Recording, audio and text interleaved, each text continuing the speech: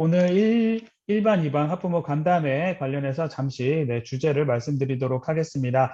오늘은 총 세 가지 주제로 강의를 김연경 전도사님께서 담당해서 해주실 거고요. 첫 번째, 그 불안에 대한 대응, 화를 다스리려면 어떻게 해야 되는지, 그리고 우울증, 무기력증, 나는 위로가 필요한가 아니면 격려가 필요한가, 그리고 세 번째, 코로나 시대, 우리 아이들에 대해서 강의를 해주실 계획입니다. 어서 오세요. 네. 네, 안녕하세요, 여러분들. 오늘 사랑스러운 우리 예꿈 부모 간담회를 시작하도록 하겠습니다. 일단 먼저 기도하고 시작하겠습니다. 하나님 감사합니다. 우리 사랑하는 예꿈 친구들, 그리고 또 예꿈 친구들보다 훨씬 더 사랑스러운 우리 부모님들과 함께 간담회를 하려고 합니다. 비록 시간 짧지만 이 짧은 시간 안에 하나님께서 정말 들려주고 싶으신 이야기들, 그리고 하나님께서 보여주고 싶으신 마음껏 보여주실 것을 믿습니다. 예수님의 이름으로 기도합니다. 아멘. 자, 오늘의 주제는요. 이미 여러분들 다 화면으로 보셨겠지만, 그렇죠? 우리 장 목사님께서 다 안내를 우리 코치님과 함께 잘해 주셨을 것 같아요. 선생님들께서도요. 자, 읽어볼까요? 화가 난다. 우울, 무기력, 그리고 메타인지 이렇게 제가 세 가지를 뽑았어요. 왜냐하면 이제 이게 요즘에 코로나 시대에 굉장히 또 화두가 되는 이슈들이기도 하더라고요. 시간이 짧아서 제가 굉장히 빠른 속도로 나갈 건데요. 우리 어머님들, 아버지들 지금 혹시 메모할 준비하셨어요? 뭔가 쓸 준비. 저 집에 노트가 없네요, 전도사님. 괜찮습니다. 그냥 아무 종이라도 괜찮아요. 오늘 쓰고 그냥 뭐 잊어버려도 상관없어요. 잃어버리셔도 되지만 일단은 오늘 쓰겠습니다, 여러분들. 예. 뭐 아무 볼펜, 뭐 펜, 뭐 생각할 상관없어요. 근데 일단은 쓸 수 있는 것들을 준비하는 것이 오늘은 좀 중요하거든요. 그래서 먼저 불안에 대한 이야기를 한번 해볼게요. 여러분들 특히 이 코로나 시대 이 불안이라는 감정을 어느 때보다 굉장히 많이 겪으셨죠. 불안, 두려움, 그죠? 그러면서 고민도 많이 하셨고 어떤 분들은 그것 때문에 뭐 감정적인 여러 가지 또 어려움들도 겪으셨을 것 같아요. 자, 왜 우리가 불안할까? 불안이라는 거는 보통 굉장히 내가 통제할 수 없는 범위 안에 있어서의 그 불확실함, 모호함 때문일 확률이 가장 높다고 해요. 이건 뭐 어느 전문가든 전부 다 동의하는 바이고요. 두 번째는 그런 과정 속에서 이렇게 지내다 보니까 무언가 계속 후회할 일들이 자꾸 생기는 거. 이렇게 할 걸. 저렇게 할 걸. 왜냐면 몰랐으니까. 그쵸? 이렇게 했었으면 어땠을까? 뭐 이런 후회들을 좀 하게 되기도 하고요. 그러다 보니까 이제 이게 자꾸 감정적인 찌꺼기가 막 생기면서 우울과 무기력으로 이제 빠지게 돼요. 근데 이제 여러분들이 대략 알았던 내용들을 오늘은 이제 뭘 하는 시간을 가지는 거냐면 정리를 해보는 거예요. 정리. 그러니까 이 뭐가 별로 새로운 건 없는데, 새로운 건 없는데, 왜 지금 이제 이런 시간을 가지냐면 정리하는 그 과정을 통해서도 굉장히 많은 문제가 해결이 되거든요. 그러니까 제가 아마 오늘 여러분들께 드리는 거는 뭔가 굉장히 신박하고 색다른 솔루션을 드리는 건 아닐 수도 있어요. 지금 제가 오늘 하고자 하는 건 뭐냐면 여러분들의 지금 현 상황을 내가 어떻게 정리할 수 있을까? 그래서 다음 발걸음을 딛고 나갈 때 아까 말했던 그러니까 불확실성, 모호함, 애매한 것을 이제 줄이는 거예요. 줄여가는 거예요. 그렇죠? 물론 그걸 신앙 안에서 우리가 극복해야 되지만 신앙이라는 게 어떻게 보면 굉장히 추상적이거든요. 아까 믿으면 돼. 기도하면 돼. 예배 잘 드리면 됩니다. 말씀대로 따라서 하세요. 근데 그것만큼 추상적인 게 어딨어요. 그렇지 않아요? 그죠? 근데 우리는 추상적인 것만 갖고는 살 수 없는 존재라는 걸 조금 이따 좀 보게 될 거거든요. 그 추상성을 구체화시키는 작업을 계속 한번 해볼 거예요. 말이 조금 어려우면 전도사님 말 어려웠음 이것도 쓰세요. 예. 자, 코로나 또 코로나. 이게 문제죠. 지금 계속. 자, 불확실 뭐 모호함의 거의 뭐 대명사이기도 합니다. 자, 이런 지금 시대를 지금 살고 있는데요. 자, 요 안에서 우리가 이제 자꾸 이제 불확실한 상황에 계속 이제 처해 있다 보니까 생겨날 수 있는 감정, 화가 나고 또 이제 후회가 계속되면 이제 만족스럽지 못한 그런 내면의 상태들이 또 계속 이제 나오기 시작하고 우울과 무기력은 근데 이렇게 해도 저렇게 해도 다 소용없군 뭐 이런 거 경험할 때 느껴지는 감정이죠. 자, 그럼 이제 불안에 대해서 한번 우리가 살펴보자는 거죠. 그러니까 막 나 불안해, 걱정스러워, 힘들어. 그런데 그냥 계속 그것만 이제 우리는 되뇌이죠. 근데 왜 불안한 거지? 불안이라는 게 뭐지? 그걸 좀 생각해 보자는 거예요. 자꾸 이제 개념 구체화하는 거죠. 걱정해봤자 소용없다라는 말 굉장히 많이 듣죠. 근데 이거는요, 그냥 근거 없이 우리 어른들이 했던 말이 아니고요. 굉장히 성경적이기도 하지만 사실은 과학자들, 특히 심리학자들이 연구를 해본 결과 이런 결과가 나왔다고 해요. 우리가 하는 걱정거리 40%, 여러분이 하는 걱정을 100으로 생각하면요. 매일 하는 걱정 있잖아요. 그 중에 40%는 절대로 걱정해봤자 일어나지 않은 사건이래요. 뭐 예를 들면 이런 거죠. 우리 그때 코로나 터졌을 때 여러분들 그 사재기 하셨어요? 사재기? 까르푸 갖고 막 잔뜩 사갖고 왔어요. 음식 혹시? 그때 막 난리 났었죠. 루머가 퍼졌었죠. 야, 이제 우리 여기 음식 안 들어온다더라. 수입이 안 된다더라. 이제 우리 먹을 거 떨어져. 이제 큰일 났어. 그래서 라면이랑 잔뜩 사재기 하셨죠. 일어났어요? 진짜? 그런 사건이? 우리가 까르푸를 못 간, 오히려 더 배달 서비스가 굉장히 획기적으로 더 이제 발달이 되면서 앉아서 그냥 쇼핑하게 됐죠. 더 편해졌죠. 사실은. 40% 절대 일어나지 않은 사건 갖고 지금 여러분들은 그리고 저도 마찬가지고요. 굉장히 걱정할 때가 많아요. 40%입니다. 100% 중에서 여러분 지금 걱정하고 있는 내용 중에 반 정도는 아예 그냥 일어나지 않은 사건이에요. 쓸데없는 걱정이죠. 30%는 그냥 이미 벌써 일어난 사건 갖고 계속 후회하고 있는 거예요. 아, 내가 그때 저랬을 때 이렇게 했었어야 하는데. 근데 이미 그냥 지나갔어. 네. 성경에서도 이전 것은 지나갔다 얘들아. 새 것을 보자. 그러시잖아요, 하나님이. 그죠? 왜냐하면 이미 일어났는데 뭐 어떻게 할 거냐. 뭐 예전 우리 여러분들 즐겨보는 영화처럼 뭐 타임머신 타고 가갖고 다시 바꿀 거예요? 요즘 그런 거 많죠, 그죠? 철이 나온 거 보셨어요? 역사를 막 바꾸잖아요, 그죠? 삼향 라면 만들고 막 거기서 보면 안 돼요. 네, 우린 그런 거 못해요. 벌써 70%입니다. 이미 여러분이 하는 걱정, 불안 요소로 이제 여러분들이 걱정하고 있는 내용 중에 70%는 해봤자 소용없는 거예요. 그리고 이제 나머지 건데요. 나머지 것들 이제 30%는 어떻게 나눌 수 있냐면 22%는 그냥 사소한 사건이어서 그냥 내가 걱정하든 걱정하지 않든 그냥 쉽게 지나갈 수 있는 일들이에요. 그렇게 걱정 안 해도 되는. 그러니까 괜히 불안해하지 않아도 되는 그냥 일상적인 것.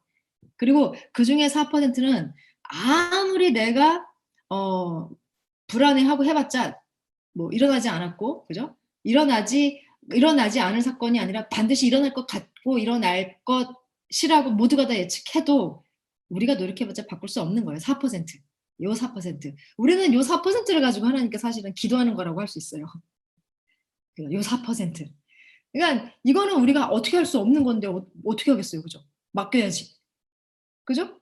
그러면 자, 여기서 뭐야? 우리가 대처할 수 있는 진짜 내가 불안해하는 것 중에 내가 대처할 수 있는 거는 몇 퍼센트? 100% 중에?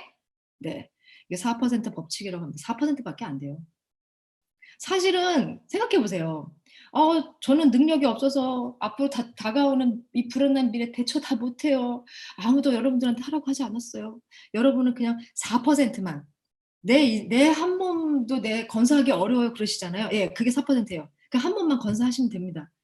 우리 애들까지 제가 책임져야 돼요? 아니요. 그 애들은 자기네들 4%는 지네들이 책임져야 돼요. 그러니까 부모가 대신 못 해주는 4%예요. 그러니까 그건 그냥 내버려 두면 돼요. 4%입니다. 그 4%를 어떻게 그러면 내가 이 불안 요소를 조금 더 잠재우고 살아갈 수 있을지 요거 이제 우리가 고민하는 거예요. 오늘 그래서 저는 요 4%를 가지고 여러분들과 얘기하는 거예요.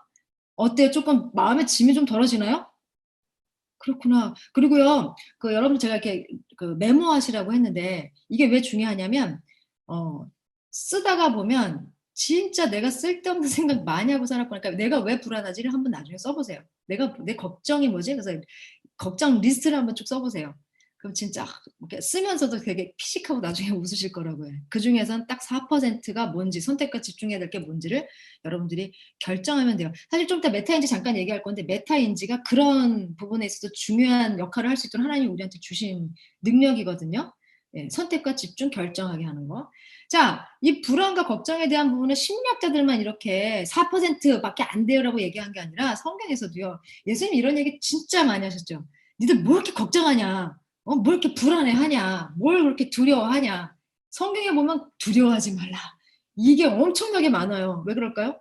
인류 역사가 시작된 이래로 사람들이 제일 많이 하는 게 걱정이기 때문이죠. 4%만 하면 되는 걸 갖고 100% 끌어안고 앉아있는 거예요. 그러니까 하나님 보시기에도 아닌데 얘들아 그건 아닌데 그러다 보니까 또 심리학자들이 연구까지 해줬어. 고맙게도. 그죠? 자, 예수님 뭐라 했냐면 너희 중 누가 걱정한다고 해서 네 목숨 조금이라도 더 연장할 수 있냐. 응? 그럼 뭐 하라는 거예요 예수님이? 그냥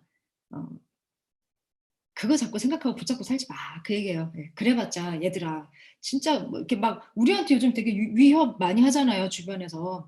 아 이렇게 불안한 시대에 보험을 더 들어야 되나 뭐 내가 병원에 가서 정기검사를 더 받아야 되나 뭐 이런 거 굉장히 많이 걱정하거든요. 그때 한창 락다운 돼갖고 한국에 못 갈 때는 어떡하지? 나 한국에 애들 데리고 들어가야 되는데 나 영영 못 들어가면 어떡하지? 뭐 이런 거 계속 걱정하죠. 내가 해결할 수 없는 거잖아요. 내가 정부 정책을 바꿀 수도 없는 거고 그죠? 예수님도 그 얘기하는 거예요. "너네들이 할 수 있는 것 중에 너네들이 스스로 통제할 수 있는 게 얼마나 되니? 그걸 어떻게 하라는 거예요?" 이건 정신 승리하라는 얘기가 아니에요. 그러니까 현실을 똑바로 보라는 얘기예요. 그죠? 봐봐. 그리고 그냥 인정하라는 얘기예요. 그게 내려놓는 거예요. 예. 내려놓는 거 거창한 게 아니에요. 뭐 "저의 생명을 주님께 드립니다. 저를 받아 주소서." 여러분 이것만 내려놓는 거라고 생각하는데요. 현실을 그냥 똑바로 보고 인정하는 거. "그래요. 저는 그러니까 이 모양 이 꼴이에요. 그래서 안 될 것 같아요. 세상을 보니까 안 바뀔 것 같아요. 그래요. 맞아요." 인정하는 데서부터 사실은 내려놓는 게 시작이 되고요. '아 그래 갖고 진짜 하나님이 필요하구나.' 그렇게 나가는 거예요. 그게 신앙인 거죠. 자 여기 보면 이제 우리가 그래서 할 수 있는 것부터 이제 시작하는 거예요. 4%. 나머지는 아무리 애써봤자 어때요? 소용없다. 자 이제 한번 다 같이 크게 한번 얘기해 보겠습니다. 할 수 있는 것부터 하자. 자 시작. 소리 내서 그 소리가 내 귀에 들려야 돼요. 자 다시 시작. 할 수 있는 것부터 하자. 할 수 있는 것부터. 나머지는 아무리 애써봤자 그냥 더 나빠지지만 않으면 다행이군. 이렇게 그러고 있으면 돼요. 하나님이 계시니까 우리는 이제 더 나아가면 이제 이거죠. 이제 그다음에는 '그래 괜찮아, 괜찮아.' 이런 이제 뭐 저희들 그 뭐라 그러죠? 정신 승리? 그죠? 마인드 컨트롤이 아니고 하나님이라는 존재가 계신다라는 걸 이제 정말 그러다 직시를 딱 하게 되면 진짜 걱정이 안 되는 거죠, 그 뒤로는. 예. 자 그럼 이제 우리가 할 수 있는 거 자 빌립보서 말씀 이제 나올 건데요. 잘 아는 말씀이에요. 여러분들 1대1 제자 양육 이제 시작하시면 이거 암송해야 되는 말씀인데 같이 읽어볼게요. 자 시작. "아무것도 염려하지 말고 오직 모든 일에 기도와 간구로 여러분이 구할 것을 하나님께 감사함으로 아뢰십시오.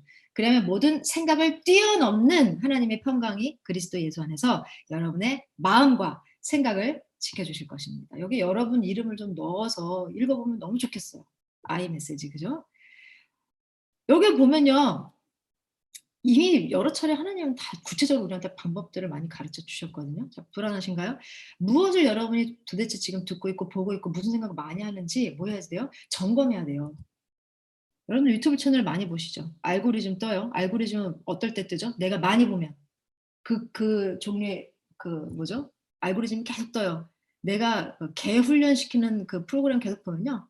그거에 관련된 알고리즘만 계속 떠요. 그래서 '내가 요즘에 뭘 제일 많이 생각할까?' 그 유튜브 채널 많이 보시면 거기에 그냥 내가 선택하지도 않았는데 이렇게 막 뜨는 채널들이 있잖아요. 그게 사실 내가 많이 생각하고 많이 보고 어 많이 듣고 있는 거거든요.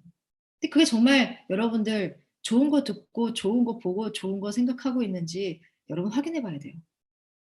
그리고 이렇게 막 같이 이렇게 엄마들끼리 모이거나 인제 막 여러 가지 또 이제 그 전문가들 얘기 들을 때 보면 막 여러분들 듣는 거 있다고요. 내가 재테크에 대해서 뭐 부동산에 대한 걸 더 많이 이렇게 귀를 기울이나? 애들 교육에 대한 거 갖고 귀를 기울이나?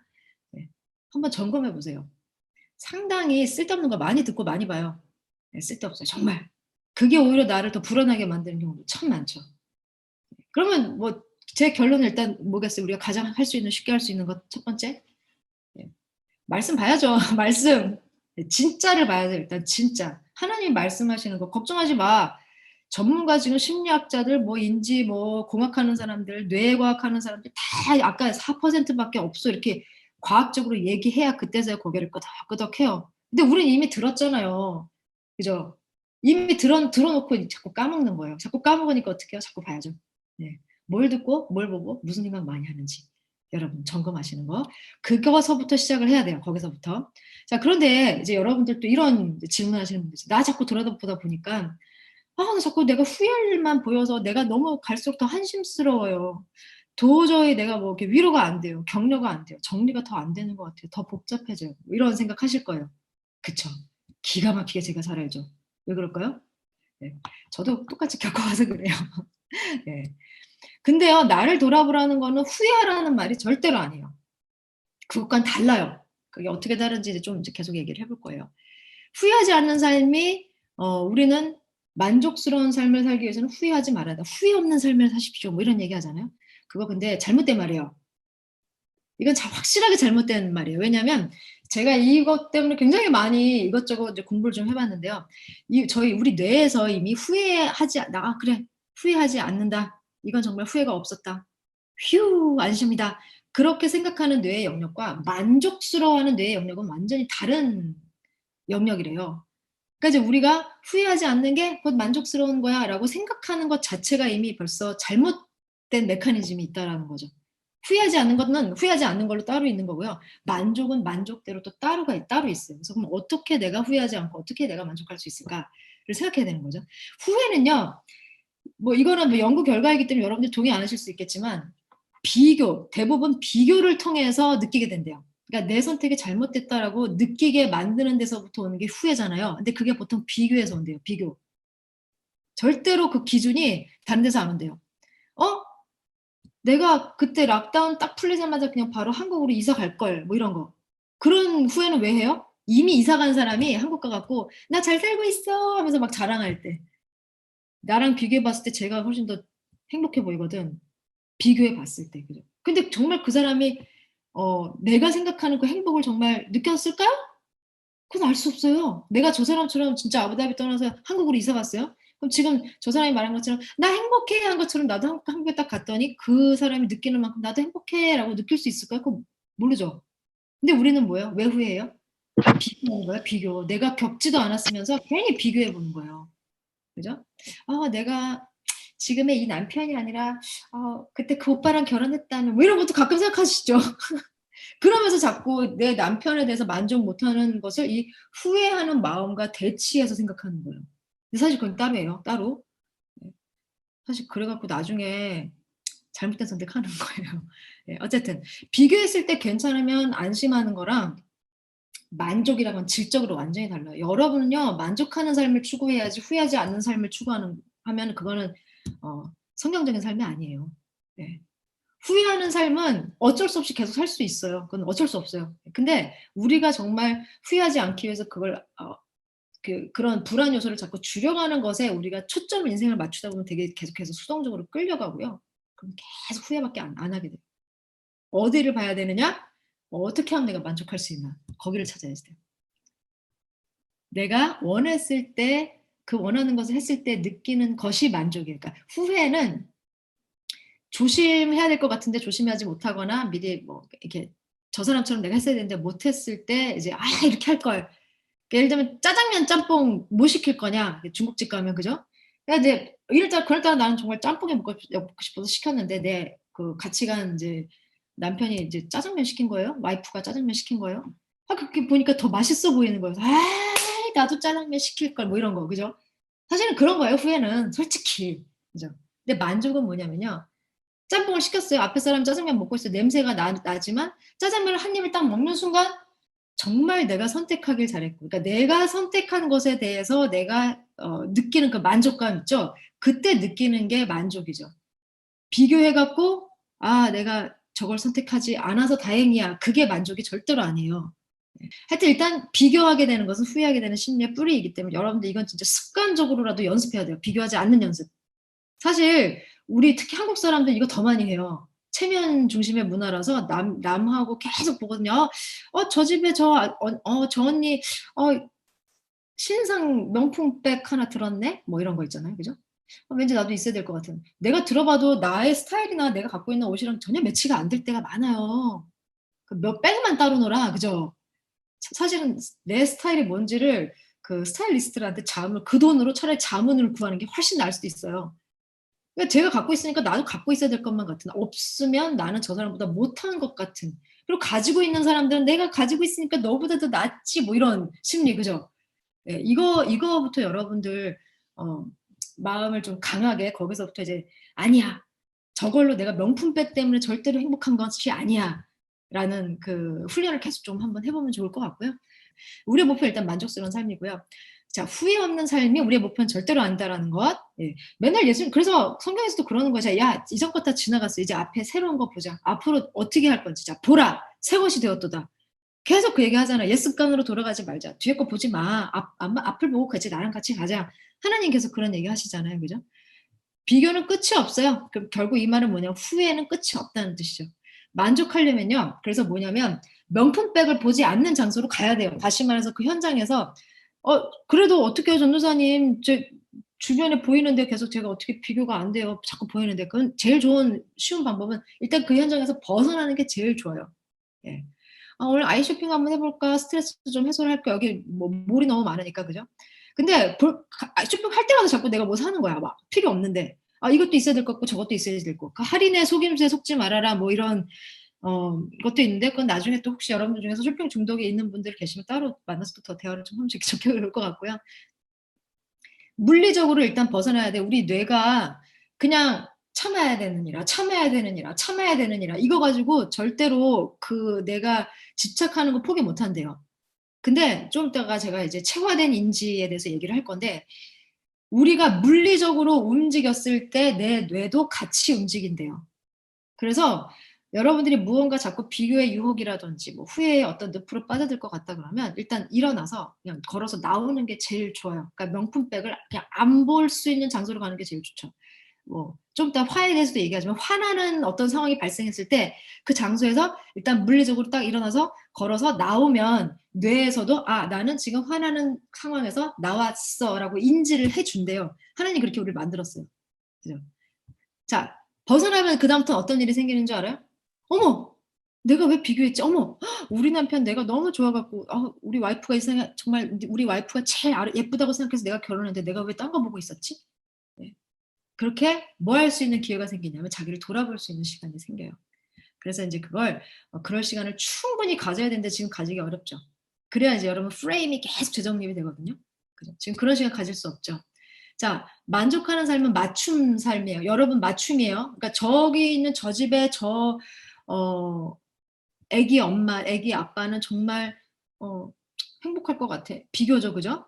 근데 그건 절대로 여러분 그 사람들처럼 산다고 해서 여러분 만족하는 것도 아니거든요. 이것만큼 맞춤이 없어요. 여러분들이 다 맞추어져 있는 걸 찾아야지 돼요. 결국. 그 찾으려면 어떻게 해야 돼요? 다른 사람 인생이 아닌 하나님이 나에게 주신 맞춤의 삶을 찾을 시간이 있어야 돼요. 그래서 여러분들 골방이 반드시 필요해요. 저 24시간 계속 애가 제 껌딱지처럼 붙어 있어요. 저 못 떨어져요, 못 떨어져요 이러는데요. 아니에요. 떨어지는 시간 있어야 돼요. 반드시 가져야 돼요. 어떻게 가져야 돼요? 예. 이것만큼 가족 회의를 많이 해야 되는 거 없어요. 여러분들 하루에 정말 단 1시간이라도 물리적으로 여러분들이 거기서 나와서 혼자서 있는 시간이 있어야 돼요. 반드시 있어야 돼요. 그래야 여러분들이 내가 집착하는 게 뭐였지? 내가 붙잡고 놓지 못하는 게 뭐였지? 그거를 돌아볼 수 있는 여유가 생겨요. 그거 못하고 계속 지나가잖아요, 여러분? 그럼 나중에 사람은요, 사용하지 않는 것은 반드시 퇴화가 되게 돼 있어요. 여러분들 처음부터 운전 잘하셨어요? 아니에요. 근데 지금 아마 계속 면허 따고 운전하신 분들은 이제는 뭐 막 한 손으로 막 이렇게 뒤에 후진할 때 막 이렇게 뒤에 보면서, 그죠? 멋진 오빠처럼 하실 거예요, 그죠? 근데 장롱 면허 운전하려고 하면 그때는 진짜 잘 땄어. 저 점수 좋았어요. 실기 점수도 좋았고 필기 점수 다 좋았어요. 뭐예요? 뭐 안 했잖아, 운전을 그동안. 그죠? 그거 어떻게 돼요? 퇴화되는 거죠. 안 하면요, 퇴화돼요. 어느 순간에 이제 자녀들을 떠나요. 그죠? 이제 남편도 더 이상 내가 필요 없다고 할 때가 이제 와요. 그러니까 아니, 진짜 필요가 없어서 버리는 게 아니고, 그죠? 그리고 와이프도 뭐, 내가 굳이 와이프가 없어도 알아서 좀 이렇게, 그래, 이 정도는 내가 혼자서 잘 할 수 있겠다. 오히려 그게 더 좋아. 뭐 이런 시기가 올 수도 있어요. 그때 혼자서만의 시간을 가지려고 한다. 못해요. 절대로 못해요. 그때 그래서 뭐가 생기냐면 우울증이 정말 깊게 와요. 말도 못하게 와요. 그러면서 어떻게 되냐면 더 애들한테 집착하고 남편한테 집착하고 혹은 와이프한테 집착하고 다른 사람 하고 이제 가족들한테 집착 못하면 다른 중독 증세가 생겨요. 그때. 지금부터 여러분 하셔야 돼요. 그래서 그럼 어떡해요? 제가 1시간 그러면 안 되면 정 안 되면 그러니까 가까이에 있는 분들과 코로나 위험이 좀 적다라고 여겨지는 자주 왕래하는 가족이랑 품앗이로 나 1시간 동안 갔다 올게. 그래서 이렇게 좀 애들 맡기는 거 하든지. 그죠? 이거는 여러분들 사람들이 생각보다 굉장히 문제 해결 능력이 이렇게 뛰어나요. 똑똑해요. 찾을 수 있어요, 방법. 예. 찾으셔서 하루에 적어도 딱 30분이라도 30분 갖고 난 모자라요. 1시간은 필요해요. 그러면 이제 여러분들 뭐 바닷가에서 남편들 오시잖아요. 사실은 이렇게 우리 이렇게 표현하면 제가 뭐 이렇게 차별하는 건 아니지만 우리 남편, 그러니까 아빠들이 그래도 혼자 있는 시간을 갖기가 훨씬 쉬워요. 그 시간에 딴 짓만 안 하시면, 다른 짓만 안 하시면, 예, 요 혼자 있는 시간은 혼자서 이렇게 막 게임하고 오락하고 영화 보고 뭐 이러라는 얘기가 아니라 은밀한 골방. 그러니까 하나님하고 대화할 수 있는. 그래서 나를 성찰하고 돌아볼 수 있는 그런 의미 있는 한 시간 얘기하는 거예요. 막 돌아다니면서 아이 쇼핑하라는 얘기가 아니라. 무슨 말인지 아시겠죠? 그죠? 그럼 이 시간에 뭐 책을 읽을 수도 있고 조용히 산책을 할 수도 있고 음악을 들을 수도 있고 근데 어쨌든 혼자 있어야 돼요. 혼자서 걸어서 나와야 돼요. 걷기가 가장 좋다라고 많은 심리학자들이 얘기를 해요. 그런 이유가 뭐냐면 걷기는 우리가 걸으면서 이렇게 뇌가 계속해서 이렇게 작용하고 바뀌는 어떤 주변의 그 사물들을 보면서 새롭게 계속 세팅된 그 정보를 가지고 지금까지 내가 있었던 딱 묶여 있었던 것에서 또 벗어날 수 있는 가장 좋고도 이제 경제적이고도 이제 쉬운 방법이기 때문에 걷기를 많이 추천을 하거든요. 했으면 좋겠어요. 그리고 나중에 꼭 그걸 글로 남기는 습관을 한번 가져보세요. 그래야 내가 코로나가 딱 터졌을 때 그때 나의 상태와 시간이 지나면서 나의 상태를 수치적으로 볼 수가 있어요. 여러분들 이렇게 다이어트 하는 사람들이 계속해서 몸무게 재잖아요. 왜 그래요? 살이 얼마나 빠졌는지 확인하기 위해서죠. 그래서 동기부여를 하죠. 마찬가지예요. 내가 이렇게 나만의 골방에서의 시간을 가지는 것이 정말 의미가 있었나 없었나를 확인할 수 있는 뭔가가 필요하거든요. 남겨놔야 되거든요. 저 글 못 써요. 그러면 여러분 스마트폰에다가 음성 녹음이라도 메시지라도 남겨서 그걸로 한번 보세요. 그럼 나중에 그리고 꺼내서 읽어보세요. 제가 그 페이스북 기능 중에 이거 잘한다라고 생각했던 것 중에 하나가 4년 전에 나에게 무슨 일이 일어났는지 한번 확인해 보세요. 그런 거 나와요. 그죠? 야, 내가 4년 전에 이렇게 살았구나. 내가 이런 이야기를 써두었구나. 그죠? 그렇게 여러분들 SNS를 일기장으로 활용하셔도 좋아요. 네. 자, 이제 그 다음에 불안 속에 나. 조금 문제니까 나요. 네. 화를 다스리는 것에 대한 문제입니다. 속도를 좀 빨리 낼게요. 자, 불확실하고 모호하고 막 불안하고 두렵고 막 초조하잖아요. 그러면 제일 우리가 그냥 일상적으로 많이 할 수 있는 감정은 어떤 감정이냐면요. 짜증, 한탄, 원망, 화가 난다. 이거 분노예요. 이게 건강한 사람이라면 다 해요. 예. 나는 왜 이렇게 화가 많죠? 저 왜 이렇게 다혈질이죠? 아니에요. 그러니까 당연한 거예요. 그냥 어떻게 하겠어요. 근데 이제 왜 화가 날까? 이 화를 어떻게 다스릴까? 이제 그걸 좀 생각해 보자는 거죠. 자, 왜 화가 날까? 자, 여러분들 이거 이제 또 심리학자들은 무슨 얘기를 또 많이 요즘 하냐면요. 의지력에 대한 얘기를 많이 해요. 왜 저는 이렇게 의지력이 부족할까요? 혹은 우리 아이는 왜 이렇게 의지력이 부족할까요? 그럼 왜 그런지 알면 좋죠. 도움 되죠? 자, 왜 부족할까? 총량의 법칙이라는 게 있대요. 이제 예를 들면 이런 거예요. 자, 우리에게 의지력 100이 있어요. 100. 근데 이제 아침에 딱 일어났어요. 근데 이제 우리 애가 아침부터 이제 막 신경을 긁기 시작하는 거예요. 근데 이제 지난주에 예꿈 예배 때 목사님과 함께 우리는 하나님 안에서 밝게 웃어요. 행복하게 서로를 바라보면서 사랑을 나누어요. 용서해요. 뭐 이런 걸 이제 배웠단 말이에요. 아이랑 같이 예배 드렸어. 아이가 알아. 거기다 대고 화를 낼 수 없는 거예요. 아이가 말 안 듣는데. 엄마 보고 우리 엄마 왜 말씀대로 안 살지? 라고 생각할 수 있어요. 애들이 말을 못하지만 다 느껴요. 그래서 내가 내 의지력 100 중에 하루에 가지고 있는 그 총량의 100 중에 40을 써버렸어요. 아침에 일어나자마자. 40? 그럼 60밖에 안 남았죠? 근데 또 이제, 지나고 이제 어떤 옆집에 엄마한테서 전화가 온 거예요. 근데 막 전화하자마자 막 자꾸 자기 자랑을 하기 시작해, 막. 자기 자랑을 하면서 막 내 신경을 막 긁기 시작하는 거예요. 막 나는 비교하지 않는 삶을 살려고 했는데 괜히 억지로 나한테 전화해서 나를 비교하게 만드는 거야, 자꾸. 너는 괜찮니? 나는 괜찮은데 너는 어때? 하면서 막 자꾸, 그죠? 그래서 점점 내 인내력이 자꾸 이제 게이지가 내려가기 시작하면서 내 인내력이 30%가 또 이제 그 전화통화를 통해서 사라진 거예요. 그죠? 70%. 여러분들 중에서 가끔씩 그런 분들 있죠. 저는 너무 에너지가 없어요. 근데 사실 이 에너지는 무슨 에너지를 의미하냐면 체력도 뭐 해당이 될 수 있겠지만 사실은 의지력에 대한 부분이거든요. 근데 이거는요. 그냥 모든 사람들이 다 그렇게 만들어줬어요. 누가 더 뭐 굳센 의지를 가지고 저 사람은 정말 강인한 체력과 강인한 전속력을 가졌네라고 생각하지만 다 사람들마다 총량이 이미 정해져 있어요. 그게 뭐 조금씩 차이는 있을 수 있겠지만. 그렇게 해서 70을 딱 썼어요. 그러다 이제 남편이 이제 바라카에서 온 거예요. 그죠? 그리고 혹은 남편분들 바라카에서 이제 그렇게 해서 내가 상사랑 또 주변에 있는 사람들이랑 70을 다 썼어요. 그 상태에서 30만 남겨놓고 딱 집에 온 거예요. 딱 부부가 만났어요. 만나는 순간 서로 뭐 honey, darling 막 이러면서 막 이렇게 안아주고 막 보고 싶었어 뭐 이러면 참 좋겠는데 딱 문을 열었는데 뭐 나는 이제 70 썼어요. 그리고 이제 30을 가지고 남편을 맞이하려고 그리고 아내를 만나려고 딱 아껴뒀는데 문을 딱 여는 순간 이 문이 탁 하고 떨어지네. 갑자기 그러면서 이 문이 탁 떨어지면서 내 발에 딱 찧었어. 발이 확 다쳤네. 확 그냥 막 그때부터 30% 가지고 그래 이럴 수도 있지. 살다 보면 이렇게 문이 갑자기 떨어져서 발에 널쩍없고 다칠 수도 있어. 30% 써버렸어. 없죠 이제. 다 썼죠. 100%. 그죠? 그 100%를 가지고 이제 집에 들어갔어요. 만났어요. 아이를 만났고 내 와이프를 만났고 그리고 나는 남편을 만났어요. 그때 아이가 갑자기 옆에 딱 뛰어다가 우유를 탁 엎었어요. 얘가 의도한 잘못도 아니야. 혼낼 것도 아니야. 그 어떻게 돼요 그때? 소리 지르는 거예요. 그때 소리를 지르는 거예요. 혹은 남편분들은 뭐예요? 내가 이제 의지력이 다 바닥이 났어. 그동안 내가 참고 참아서 내가 안 하기로 했는데 뭐예요? 몰래 방에 들어가서 크리스피 크림을 주문을 해갖고 그걸 한 상자를 다 먹고 있는 거예요. 그러니까 이거는요 의지력이 부족해서가 아니라 내가 의지를 다 썼기 때문에 그래요. 그러면 이 의지력 총량의 법칙을 따르는 의지력 좀 이따 이제 좀 얘기를 할 거예요. 그럼 이 총량을 늘릴 수는 없는데 그럼 어떻게 내가 이 총량에 정해져 있는 총량에서 화를 덜 내거나 화를 다스릴 수 있을 만한 의지력 혹은 내 나쁜 습관을 계속해서 유지하지 않고 이걸 계속 고쳐나갈 수 있는 그런 의지를 내가 의지력을 퍼센트를 남기려면 어떻게 하면 좋을까? 네. 자 일단 의지력을 이렇게 두고 의지력은 뭐 쉽게 말하면 조절할 수 있어 보여요. 그래서 제가 좀 이따 뭐 제시는 할 거예요. 감정은 근데 이 의지력처럼 총량의 법칙 따르지 않아요. 감정은. 그래서 제가 사실 의지력은 이제 내가 이렇게 매니지를 반드시 해야 되는 측면이 있지만 이 감정은요.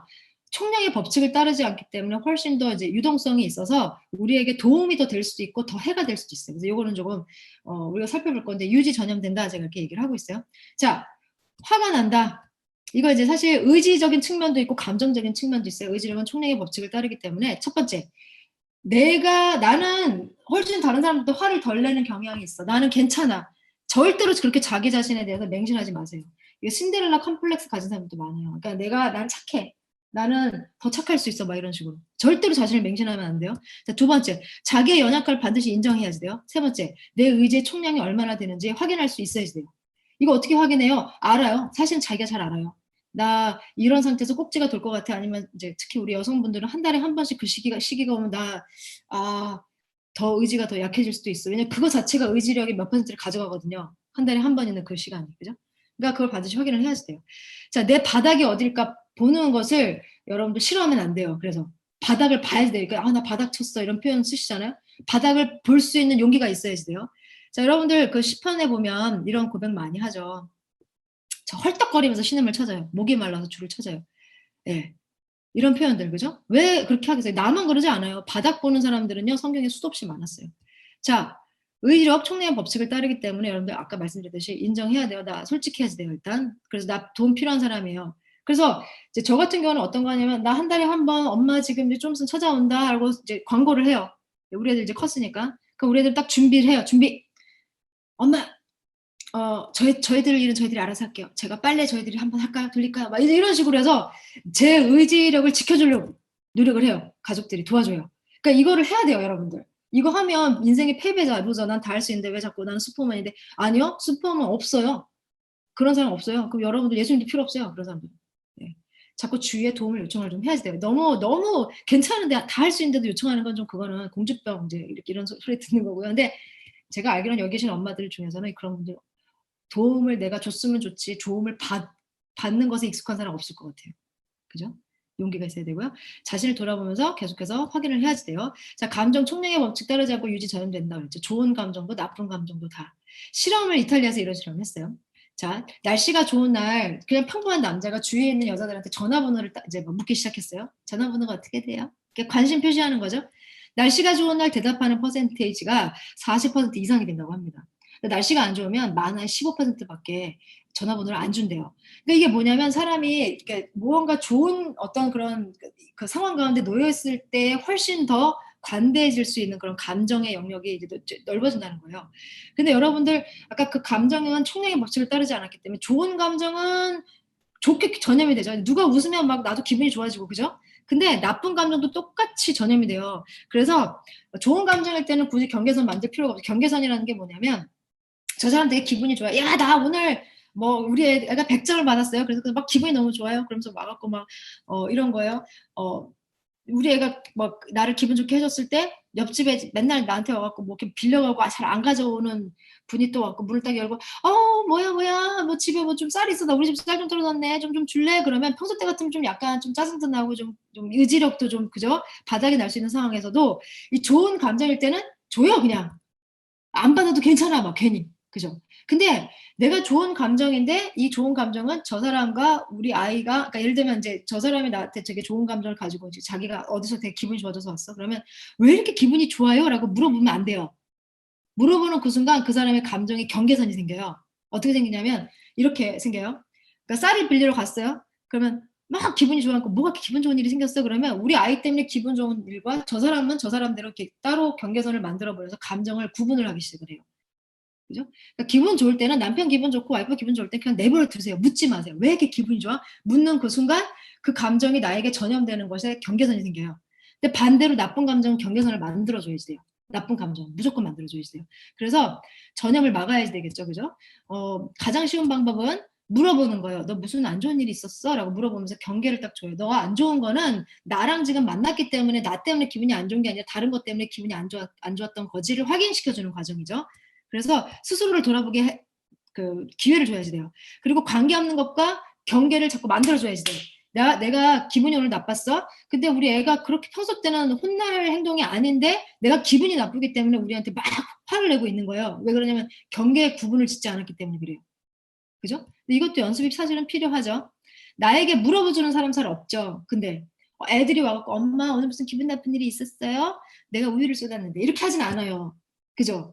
근데 그럴 때 나에게 물어봐주는 사람이 없을 때 근데 막 화가 막 날라 그래요. 그죠? 그게 나쁜 감정 때문에 더 의지력이 바닥에 나서 그럴 때 가장 쉬운 방법은 아까 말씀드린 거예요. 도망가야 돼요. 그 상황에서 도망가야 돼요. 그러니까 스스로 경계선 만들어주는 거예요. 애가 우유 쏟았어요. 막 안 그래도 내가 지금 뭐 한국에서 좀 그런 좋지 않은 소식 때문에 전화를 받았는데 애가 우유를 딱 쏟으면 짜증이 확 나요. 그죠? 그때 애한테 그게 이렇게 전가가 되거든요. 전염시킬 확률이 되게 높아지거든요. 그 아이가 나를 처음에 기분 나쁘게 한 게 아닌데도 불구하고. 그럴 땐 어떻게 되냐면 우유를 쏟았어요. 우유를 닦긴 닦아야 되지만 일단 이게 확 올라간다라고 생각하면 일단 딱 돌아서서 보지 말아야지 돼요. 그 상황에서. 뭐 만약에 아이가 많이 어리지 않은 지금 정도 나이가 되면 일단 엄마 잠깐 방에 있다가 들어가 올게. 그러면서 그 자리를 잠깐 물리적으로 아예 그냥 걸어서 나가야 돼요. 그러니까 내 뇌 속에서 지금 내가 화가 난 거는 우리 아이가 우유 쏟은 것과는 다른 종류의 감정이야를 생각할 수 있게끔 만들어주는 나에게 그런 기회를 줘야지 돼요. 나쁜 감정에 대해서 예수님 어떤 경계선을 주신 적이 있냐면 여러분 큐티 때 봤을 거야. 아마 마태복음 10장에 보면 누구든지 너희를 환영하지 않거나 너희 말에 귀 기울이지 않으면 전도하다가 이제 나쁜 이제 경험을 하게 된 거예요. 그쵸? 나를 환영해주지 않은 그런 나쁜 감정의 경험. 그 집은 그 마을 떠날 때 이제 먼지를 떨어버려라 이렇게 툭툭툭 털라는 얘기를 해요. 이게 뭐냐면 그 사람들이랑 이제 상종하지 마가 아니라 경계선 만들라는 얘기예요. 왜냐면 또 가야 되니까. 또 다른 사람들한테 가야 되는데 나쁜 감정이 생겼잖아요, 이미. 근데 복음을 전해야지 되는데 내가 그 나쁜 감정을 가지고 다른 사람들 만나면 작은 표정의 변화 하나에도 기분이 탁 이상하게 내가 먼저 상해버리는 거죠. 위축이 되는 거죠. 털어버리라는 거는 나쁜 감정에 대한 경계선을 만들라는 얘기거든요. 예수님 벌써 하셨어요, 그때.